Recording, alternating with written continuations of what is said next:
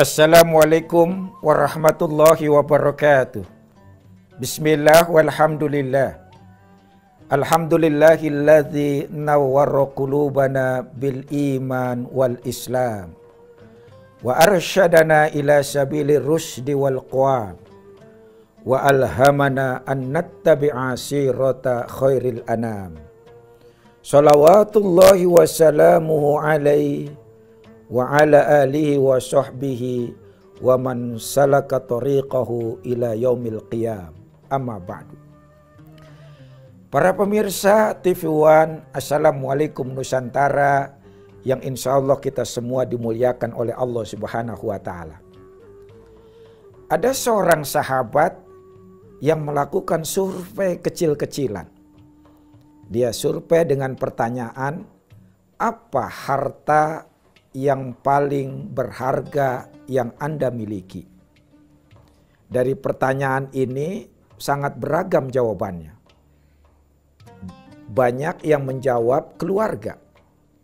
Ada beberapa yang menjawab kesehatan dan tidak sedikit yang menjawab harta kekayaan itu sendiri. Saudara para pemirsa TV One, Assalamualaikum Nusantara yang dimuliakan oleh Allah Subhanahu wa Ta'ala. Keluarga, kesehatan, harta kekayaan yang kita miliki memang berharga. Tapi itu hanya beberapa. Yang tidak seberapa, yang paling berharga harta yang kita miliki setelah keimanan dan keislaman kita adalah waktu. Kok bisa waktu? Ya, karena waktu dan kita sebagai manusia ibarat keping uang mata logam yang memiliki dua sisi, yang salah satu sisinya saling berkaitan dengan sisi yang lain. Jikalau satunya hilang, maka sisinya lagi hingga menjadi tidak berguna, bahkan tidak berharga. Cobalah saudara pergi ke pasar bawa uang 100.000, tiba-tiba yang sebelahnya putih polos. Pasti tidak akan laku, nggak berguna uang tersebut karena sisi yang lainnya hilang. Begitulah saudara waktu bagi kehidupan manusia. Maka orang yang menyia-nyiakan waktunya, sesungguhnya dia menyia-nyiakan kehidupannya. Orang yang kehilangan sebagian waktunya, maka sesungguhnya dia kehilangan sebagian kehidupannya. Makin banyak waktunya yang dia sia-siakan, makin banyak waktunya yang dia buang-buang, maka sesungguhnya makin banyak kehidupannya yang dia buang dan sia-siakan. Karena itu Rasulullah Shallallahu Alaihi Wasallam, hadis riwayat Bukhari dari Ibnu Abbas, beliau pernah mengingatkan, nikmatani maghbunun fihima katsirum minan nas. Ada dua kenikmatan yang orang sering tertipu di dalamnya, yakni as-sihhatu wal faragh, nikmat sehat dan nikmat waktu luang. Nikmat sehat dan waktu luang inilah yang sering orang tertipu di dalamnya. Saudara yang dimuliakan oleh Allah Subhanahu wa Ta'ala, lihatlah bagaimana Allah Subhanahu wa Ta'ala bersumpah atas nama waktu. Di banyak surat Allah sering bersumpah dengan nama waktu. Dan ketika Allah bersumpah atas sesuatu, maka sesuatu itu sangat berharga dan harus kita perhatikan. Lihatlah bagaimana dalam surat Al-Insyiqaq ayat 16 Allah berfirman, "Fala uqsimu bisyafaq." Maka aku bersumpah dengan warna merah di waktu senja. "Wal fajri walayalin ashr." Demi waktu fajar dan demi malam yang ke-10. "Wasyamsi waduhaha wal qamari idza talaha wal laili idza yaghsha wan nahari idza tajalla wad duha wal laili idza saja." Begitu banyak sekali Allah bersumpah atas nama waktu. Bahkan wasubhi idza tanaffas, dan demi waktu subuh ketika bernafas. Bahkan Allah berfirman, wal asri innal insana lafi khusrin illa illalladzina amanu wa amilus solihati wa tawasaw bil haqq wa tawasaw bis sabr. Wal asri, demi masa, demi waktu asar. Allahu Akbar. Begitu amat pentingnya waktu sehingga Allah banyak bersumpah dengan waktu. Itu artinya kita sebagai seorang beriman harus benar-benar menjaga dan memperhatikan waktu-waktu kita. Suatu hari saudara, ada seseorang yang melakukan transaksi bisnis kepada pengusaha asing. Tiba-tiba orang Indonesia ini ketika berjanji terlambat datang dalam sebuah rapat pertemuan. Kata pengusaha asing itu, "Bukankah saudara seorang muslim?" "Iya." "Bukankah Anda sholat 5 waktu?" Saya tegakkan terus. "Ramadan apakah Anda puasa?" "Enggak pernah bolong saya." "Zakat Anda tunaikan?" "Selalu saya." "Lalu kenapa Anda bisa terlambat datang?" "Setahu saya orang-orang Islam itu sangat menjaga waktunya." Agama Anda mengajarkan perkara-perkara besar, tapi umatnya tidak memahami urgensinya. Masya Allah. Teguran yang sangat dahsyat saudara. Kenapa? Karena memang syariat Islam terutama ibadah-ibadah mahdoh rata-rata berkaitan dengan waktu. Coba lihat. Ibadah sholat ini sangat berkaitan dengan waktu. Faqimus sholah innas sholata kanat alal mu'minina kitaban mauquta. Dirikanlah oleh kalian sholat. Sesungguhnya sholat adalah fardu yang ditentukan waktunya bagi orang-orang beriman. Sholat itu udah jelas tentukan. Jadi orang beriman sangat disiplin dengan waktunya. Bahkan kata Rasul, ahabul a'mal indallah as-sholatu ala waktiha. Ditanya Rasulullah, apa sih amal yang paling dicintai oleh Allah? Kata Rasul, sholat pada waktunya. Sholat pada waktunya. Masya Allah. Saudara yang dimuliakan oleh Allah Subhanahu wa ta'ala. Karena itu bagi Islam waktu bukan hanya seperti orang barat, time is money, waktu adalah uang. Bahkan orang Arab juga menyebut al-waktu kasaif, waktu itu seperti pedang. Dalam peribahasa yang lain dikatakan al-waktu athmanu minaz zahab, waktu itu lebih mahal dari emas. Tapi bagi Islam, time is life, waktu adalah kehidupan. Waktu adalah kehidupan itu sendiri. Orang yang kehilangan waktunya maka dia kehilangan kehidupannya. Maka waktu lebih hebat daripada emas. Waktu lebih hebat daripada uang. Kalau uang masih bisa diperjualbelikan, masih bisa digadai, masih bisa dipinjam, begitu juga emas. Masih bisa diukur harganya. Tapi waktu tidak ada yang bisa menjual waktu, tidak ada yang bisa membeli waktu. Begitu waktu itu lewat, tidak bisa dikembalikan lagi. Tidak ada orang yang bisa menjual dan menggadaikan waktunya. Karena itu Al-Muhasibi pernah berkata, seandainya waktu bisa aku beli, maka aku akan kerahkan semua hartaku untuk membeli waktu dan aku gunakan untuk kemajuan dan kepentingan umat. Seorang bertanya kepada Imam Muhasibi, dari siapa engkau membeli waktu? Dari orang-orang yang menganggur, dari orang-orang yang menyia-nyiakan waktunya. Allahu Akbar.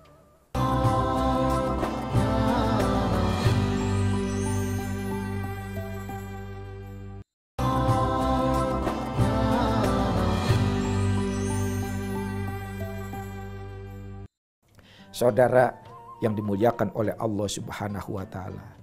Karena itu sekali lagi kita dikasih modal dasar waktu 24 jam oleh Allah Subhanahu wa ta'ala. Manfaatkan untuk kebaikan-kebaikan. Ini enggak. Dikasih modal 24 jam oleh Allah. 3 jamnya buat berselansar di medsos. Mantengin status orang. Dia 2 jamnya untuk ngegosip, 1 jamnya untuk nyebarin hoax, setiap hari game online. Allahu Akbar. Saudara yang dimuliakan oleh Allah Subhanahu wa ta'ala. Orang yang beriman adalah orang yang menjaga waktu-waktunya. Karena itu saudara yang dimuliakan oleh Allah Subhanahu wa ta'ala. Allah berfirman dalam surat Al-Asr ini, wal asri innal insana lafi khusrin illa. Orang semuanya demi masa orang itu dalam kerugian. Semua orang dalam kerugian, mau beriman, mau enggak, mau taat, mau tidak, tapi semuanya rugi. Kecuali apa? Ilal ladzina amanu, kecuali orang-orang yang beriman. Kenapa? Karena orang beriman, dia selalu menjaga waktu-waktunya. Karena orang beriman, pasti ibadahnya berkaitan dengan waktu. Bagaimana zakat selalu ada yang namanya haul. Bagaimana puasa kita menjaga sejak terbit matahari sampai sejak masuk fajar sampai maghrib. Orang tidak berani berbuka kalau belum datang waktu maghribnya. Begitu sangat disiplin. Begitu juga ibadah-ibadah yang lainnya. Karena itu semua orang akan rugi kecuali dia beriman. Karena orang beriman menjaga waktu-waktunya. Karena orang beriman disiplin dengan waktu. Karena orang beriman ibadah-ibadahnya berkaitan dengan waktu-waktunya. Saudara yang dimuliakan oleh Allah Subhanahu wa taala. Tetapi tidak cukup orang itu beriman saja tanpa diiringi wa amilus sholihah, tanpa diiringi dengan amal-amal solehnya. Maka iman menjadi tidak bermakna kalau tidak diwujudkan dengan amal soleh. Kebalikannya, amal soleh dia tidak akan menghasilkan, bahkan tidak diterima kalau tidak diiringi yang namanya iman kepada Allah Subhanahu wa taala. Segunung amal soleh kebajikannya, seluas samudra sekalipun, sedalam lautan sekalipun, setinggi gunung sekalipun amal kebajikannya, tapi kalau tidak beriman maka boleh jadi bisa sia-sia amal kebajikannya. Famaslu kamasali safwanin alaihi turabun fasabahu wabilun fatarakahu solda.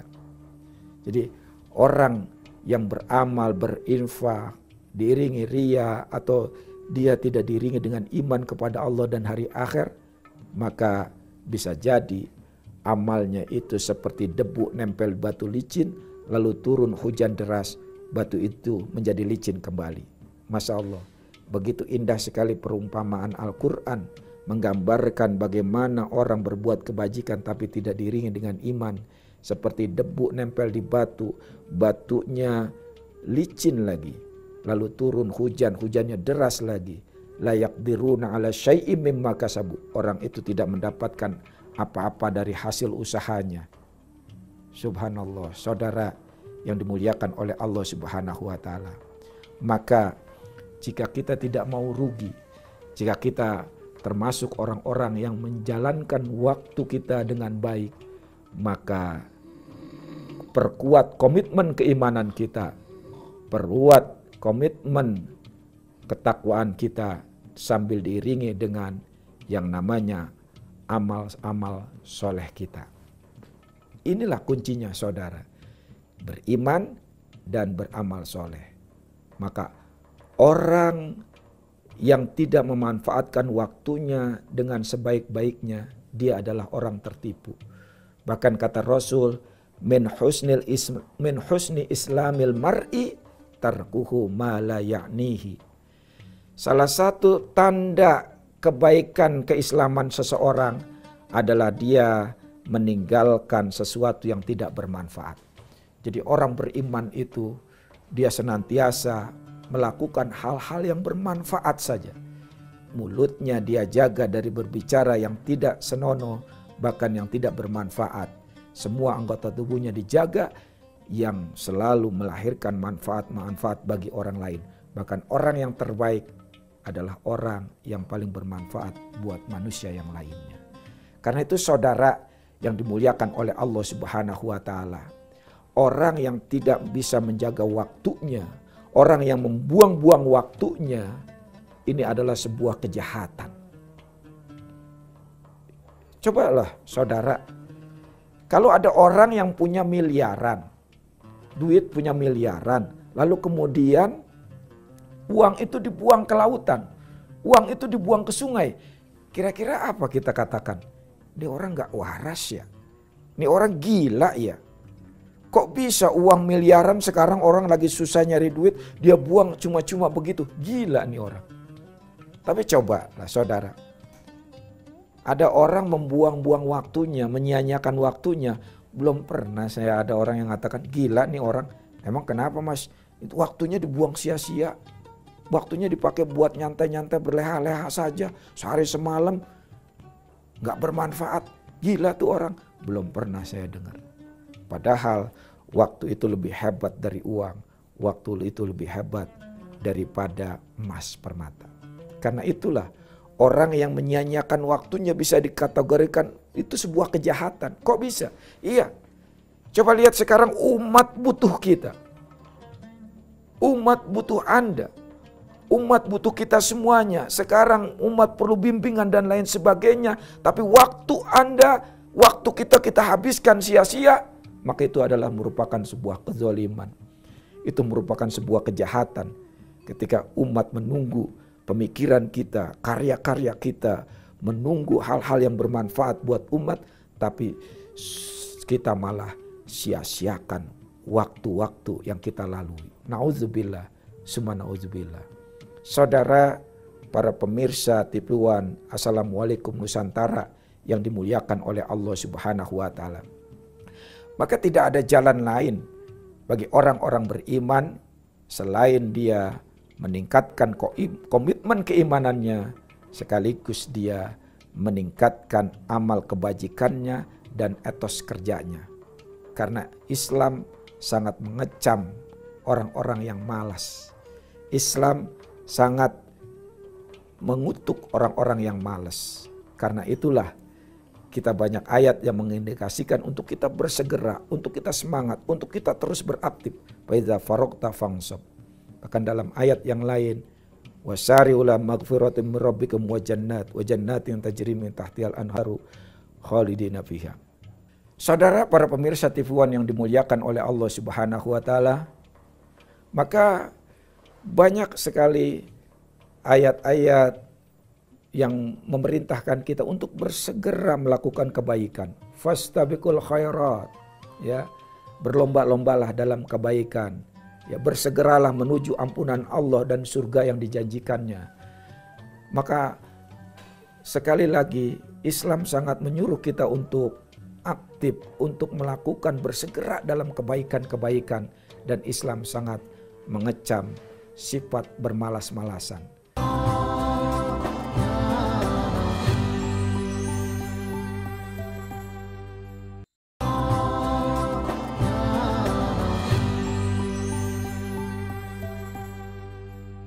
Saudara yang dimuliakan oleh Allah Subhanahu wa Ta'ala, tidak ada karya-karya besar yang lahir dari orang-orang yang bodoh dan orang-orang yang malas. Karena itu sekali lagi Islam mengecam orang yang bodoh dan malas. Ya. Maka waktu 24 jam yang diberikan Allah kepada kita, mari ya, kita gunakan sebaik mungkin untuk melahirkan karya-karya besar kita. Coba lihat saudara, bagaimana Ibnu Aqil, umurnya 20 tahun tapi punya semangat seperti orang 20 tahun. Umurnya 80 tahun punya semangat seperti orang 20 tahun. Sehingga Ibnu Aqil melahirkan karya besar yang namanya Kitab Al-Funun, itu berjumlah 800 jilid. Ini luar biasa. Satu judul kitab tapi berisi 800 jilid buku. Bayangin, ini buku yang paling tebal sepanjang sejarah. Bahkan boleh jadi dari Nabi Adam sampai akhirat, ini buku yang paling tebal ini. Satu judul 800 jilid, Masya Allah. Ketika ditanya oleh sahabat yang lain, luar biasa Anda, bagaimana Anda bisa melahirkan satu judul buku 800 jilid? Itu begitu sangat dahsyat. Apa kata Ibnu Aqil? Ya, aku makan tidak seperti kalian makan. Loh, bagaimana Anda bisa makan Anda seperti apa? Aku itu makananku aku campur dengan air. Sehingga mudah aku telan, sehingga waktuku tidak habis hanya untuk makan saja. Allahu Akbar. Sampai makan aja Ibnu Aqil nggak mau disia-siakan. Dia campur air biar cepat ketelan. Masya Allah. Coba kita lihat bagaimana Syekh Imam Nawawi, penyusun kitab Riyadhus Shalihin, umur 40 tahun. Umurnya hanya 40 tahun, tapi bisa melahirkan 500 kitab, 500 judul buku. Allahu Akbar. Hidupnya didedikasikan, waktunya dihabiskan untuk ilmu, agar bisa bermanfaat buat orang lain. Sampai kata Syekh Nawawi, aku tidak akan istirahat dan tidur sebelum aku jatuh tersungkur. Masya Allah. Kan kadang-kadang ibunya mengingetin, ya Nawawi makan dulu, aku tidak sempat bu, aku sibuk dengan ilmu. Sampai ibunya kemudian akhirnya nyuapin Syekh Imam Nawawi. Ya Imam Nawawi sambil nyusun buku, sambil nyusul kitab disuapin oleh ibunya. Selesai begitu masuk subuh baru selesai. Baru Syekh Imam Nawawi nanya, "Bu, mana makananku, Bu?" Kata ibunya, "Sudah aku suapin ke engkau ya Nawawi." Allahu Akbar. Sampai nggak sadar, saking sibuknya dengan ilmu, disuapin oleh ibunya, nggak sadar Syekh Imam Nawawi. Allahu Akbar. Begitu sangat dahsyatnya orang-orang dulu memanfaatkan waktunya. Bagaimana kita lihat ada yang namanya sahabat Rasul, Sa'ad bin Mu'az. Beliau masuk Islam usia 30 tahun, meninggalnya 7 tahun. Cuma 7 tahun dia dalam keislaman. Tapi apa kata Rasul? Kematian Sa'ad bin Mu'az menggoncangkan arsy Allah. Allahu Akbar. Apa yang dilakukan Sa'ad bin Mu'az sehingga hanya Islamnya 7 tahun tapi bisa menggoncangkan arsy Allah. Bahkan kata Rasul, jenazah Mu'az itu ringan sekali karena dipikul oleh para malaikat. Masya Allah. Saudara para pemirsa TV One yang dimuliakan oleh Allah Subhanahu wa Ta'ala. Masuk Islam usia 30 tahun. Wafatnya 37 tahun. Hanya 7 tahun berislam tapi bisa menggoncangkan arsy. Mayatnya, jenazahnya bisa ringan karena dipikul oleh orang lain, oleh para malaikat. Apa yang dilakukan Mu'az usia 7 tahun? Pasti itu sangat hebat. Pasti waktunya begitu berkualitas sehingga kematian Sa'ad bin Mu'az menggoncangkan arsy Allah. Allahu Akbar. Saudara yang dimuliakan oleh Allah Subhanahu wa Ta'ala. Dalam sejarah yang lain kita lihat bagaimana Abdurrahman Ad-Dakhil dikejar-kejar di Baghdad, dikejar Abdurrahman Ad-Dakhil mau dibunuh. Dia lari ke Syria. Dari Syria dia lari ke Palestina, masih dikejar-kejar. Dia nyebrang ke Mesir. Di Mesir ternyata belum aman. Dia lari ke Maroko. Di Maroko masih terancam nyawanya. Dia nyebrang ke Andalusia. Di Andalusia saudara, ternyata kemudian dia menjadi khalifah yang hebat, khalifah yang fenomenal. Ketika dikejar di Baghdad usianya 19-20 tahun, lari sono sini ke Andalusia 25 tahun usianya sudah menjadi khalifah. Hanya jarak 5 tahun, coba bayangin. Hidupnya dikejar-kejar, mau dibunuh. Dia merantau sono sini. Merantaunya bukan hanya segala merantau sambil menyelamatkan diri karena dikejar-kejar. Tapi begitu 5 tahun setelahnya, dia menjadi raja hebat, menjadi khalifah hebat. Apa yang dilakukan sepanjang 5 tahun oleh Abdurrahman Ad-Dakhil. Padahal hidupnya penuh dengan ketakutan, dikejar-kejar, dengan masalah dan berbagai hal. Tapi bisa kokoh, tegar berdiri sehingga usia 25 tahun. Enggak lama-lama, hanya butuh 5 tahun.